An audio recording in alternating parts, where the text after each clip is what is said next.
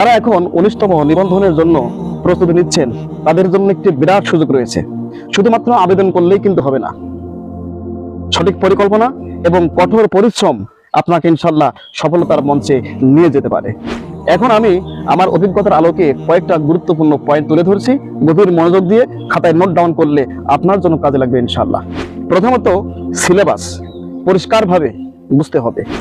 দ্বিতীয়ত, বিগত সালের প্রশ্ন ব্যাখ্যা সহ ভালোভাবে অধ্যয়ন করতে হবে।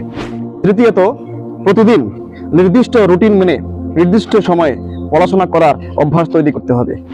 চতুর্থত, কোরআন, হাদিস, আরবি, ফিকহ এবং সংশ্লিষ্ট আরবিক বিষয়গুলি খুব ভালোভাবে গভীরভাবে আপনাকে পড়াশোনা করতে হবে, বোঝার চেষ্টা করতে হবে। সবচেয়ে বড় কথা হলো ধৈর্য এবং নিয়মিত পরিশ্রম আপনাকে লক্ষ লক্ষ প্রার্থীর মধ্য থেকে বাছাই করে সফলতার পর্যায়ে নিতে পারে। মনে রাখবেন, সব ভালো তার, শেষ ভালো তার।